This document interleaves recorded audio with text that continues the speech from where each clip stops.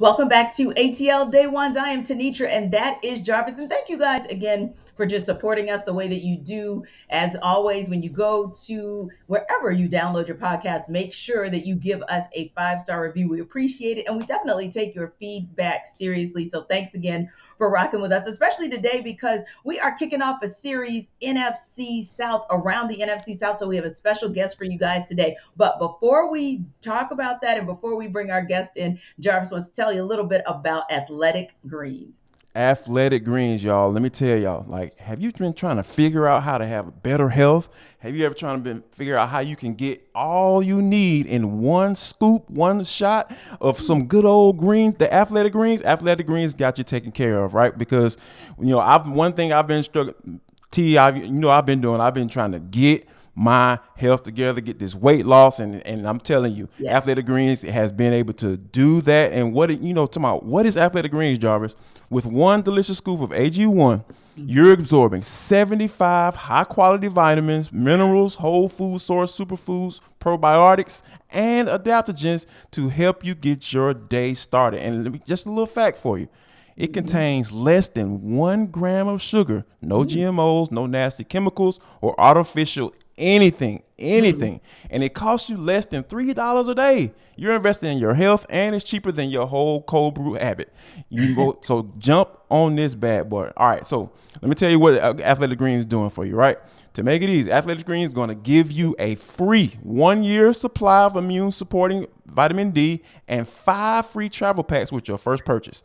All you have to do is go to athleticgreens.com/MLB network. That's athleticgreens.com/MLB network to take ownership over your health and pick up the ultimate daily nutritional insurance. Go to Athletic Greens. I love it. I love it. And obviously, Athletic Greens is a big deal, and maybe something that went on down the road, or should I say up 85, was a big deal recently as well. And here to talk about it is Julian Council from our Locked On Panthers network. Thank you guys for just joining us and representing as far as we start this NFC South going around the room, if you will. So we start in Carolina. And thanks again, Julian, for joining us. So look, we're going to just get this question out of the way right off the bat. You already know what it is, right? Yeah, I know what it is. You guys acquired Baker Mayfield for a 2024 conditional draft pick, of course, last Wednesday. The Panthers did, and reports say the Browns maybe viewed him as a little immature, maybe didn't have behavior that was good for the locker room, kind of divided that locker room. So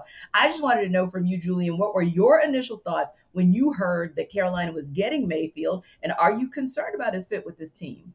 Yeah, no, first off, appreciate y'all having me on. I don't know how much I like seeing all this red and black around here. Not real comfortable about that. But, Just a little decorum for you. That's all. The welcome is welcoming. Welcome and decorum, Julie. Right. We're all friends, 85. Indeed. But, when I saw the news, it was kind of like, well, it's about time. I've been waiting for months for them to get this done. Like, they could not go in the season with Sam Darnold. I know they drafted Matt Corral, but the plan has always been since they drafted him to give him time to sit back and to learn and to grow.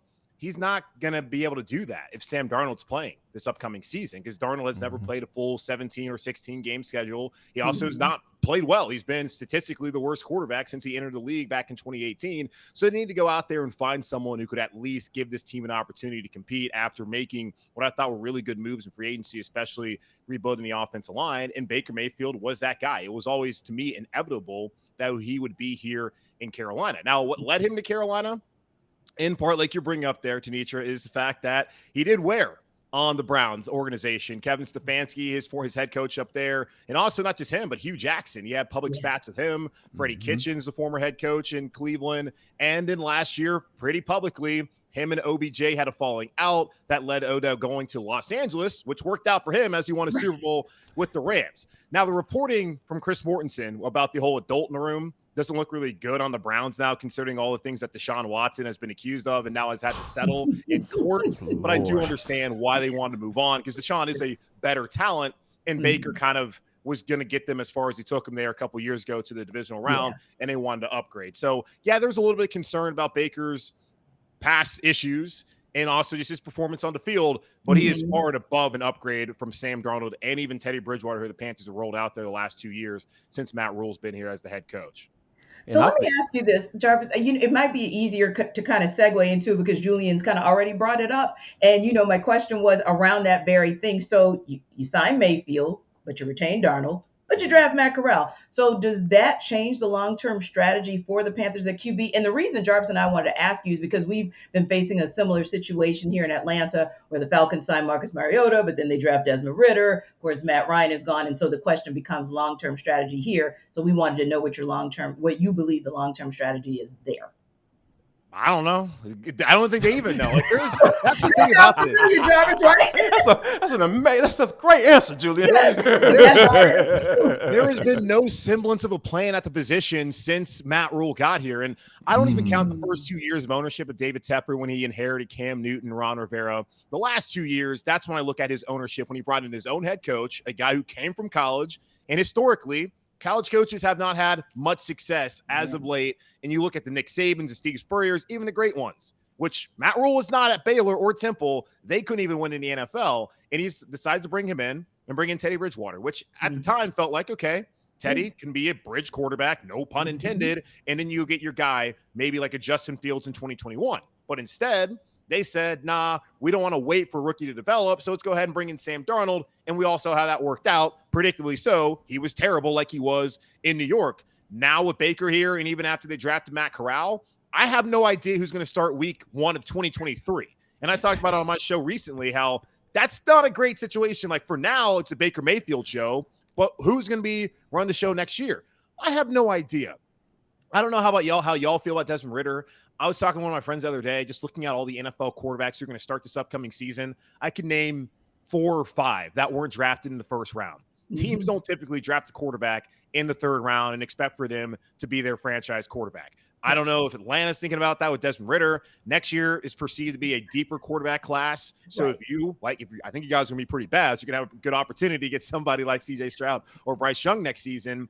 Is Desmond really the answer? For Carolina, I think they actually have a better chance of having success this upcoming season, which then could muddy the waters of their ability to get someone high in the draft. And then what do you do if Baker Mayfield ends up winning? And what now happens to Matt Corral? There's not really a semblance of the plan. They're just trying to figure out, hey, can we win this season? And then I guess we'll figure out all the things later on this upcoming offseason 2023. And to be honest with you, Julian, it seems like they're just trying to figure out how to keep their jobs. Yes, at the end of the day. what they're trying to That's do. how can I save my job and buy myself some more time? That's what Matt Rule is doing. I think that's kind of right on brand is what the moves that they've made. And like a lot of hoopla have been made about the Baker Mayfield trade. But my thing is from a 30,000-foot view of the Carolina Panthers down here in Atlanta, me driving up 85 and taking a look at those guys, I've always believed, and you may or may not agree with this. I'm pretty sure you probably would because you seem like a very smart guy, Julian. Christian McCafferey is how this team, how he does, and his health is how successful is the Carolina Panthers are going to be. Now, granted, my question to you is that how important is it for Christian McCaffrey to be successful in this year? Because you talked about Baker Mayfield being the quarterback for this year and being the starter. How important is it for Christian McCaffrey to be healthy so Baker Mayfield so they can justify this Baker Mayfield trade? Yeah, I mean, like in football, like in life, you're only as good as the people around you, right? And you could say the same thing the last 2 seasons with Teddy Bridgewater and Sam Darnold. Not having Christian McCaffrey out there has hurt them. Now, the Panthers have only had Christian for 10 games over the last 2 seasons, and coincidentally, Matt Rule's record the last 2 seasons is 10-23. The Panthers didn't win all 10 games that McCaffrey played, but you can see that there's an obvious hole in the offense when he's not out there, and they've been so reliant upon him, which I think is part of the reason why he suffered from injuries, and that is also correlated with the poor quarterback play. So, yeah, how important is Christian McCaffrey? He's important. But last time he was healthy in 2019, back when Cam Newton only started 2 games, you had Kyle Allen for the majority of the season, the Panthers still went 6-10. He had 1,000 yards receiving, 1,000 yards rushing in that season. Only happened 2 other times, Roger Craig with San Francisco and then Marshall Faulk with the Rams, who's now in the Hall of Fame. So clearly, yeah, he was a good player, but he didn't impact winning. And the last 2 seasons when he's been out, well, they have won basically just as much without him as they won with him when he was the main focal point back in 2019. What matters most is the quarterback play. So, yes, having Christian healthy will help Baker Mayfield to take pressure off of him. Having a better offensive line will help Baker Mayfield. Getting Robbie Anderson to bounce back this season, and Terrace Marshall, him breaking out this year, and even Rashard Higgins, who had a good relationship with Baker back in Cleveland, that all helps. McCaffrey is obviously important, but I don't think that he has that much importance, is why you also look at why did you pay him all that money? Because you can find any running back like Mike Davis back in 2020 for Carolina who can give you some really quality snaps. So he's important. I just don't think he really means all that much to winning. I look at the quarterback position as being the end-all, be-all for Carolina to have any sort of success as far as the win-loss column goes this year. And I think one of the things I want to kind of follow up with you brought up Robbie Anderson. I thought that was pretty interesting. A lot of the news was a circle around him tweeting out, no, when they traded for Baker Mayfield. And it seems like he kind of walked it back. What sense do you get as far as how Robbie Anderson really feels about Baker Mayfield? I don't know if there's an actual issue there. Like he told us a couple weeks ago at mandatory minicamp, he's like, I don't know, buddy.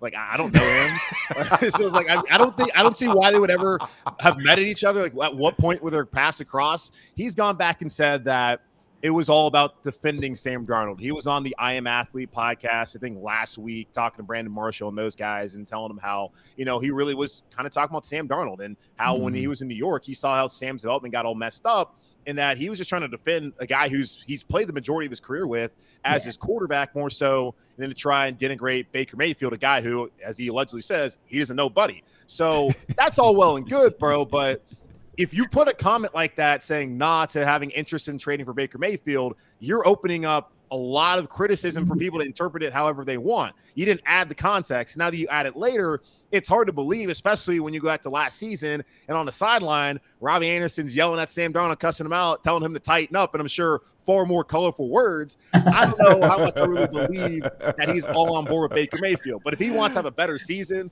he better get on board, because his best chance at having a bounce back year and getting another contract is to have Baker Mayfield start and play well, and then be on a good rapport and have a good relationship head into 2022. Agree, because Robbie Anderson, of course, has season lows all across the board, yards, catch percentage, yards per game. So he needs to focus on Robbie Anderson's game. Right. But listen, we appreciate you stopping by. Hopefully you'll come back sometime in the season, whether you want to come back ahead of October 30th when you guys come down 85, or whether you want to come back closer to November 10th when we go up 85, the Falcons, that is. We just appreciate you stopping by. And of course, guys, when we come back, it's going to be a little for the culture. We had a rookie doing some big things over the weekend. We'll talk about it on the other side.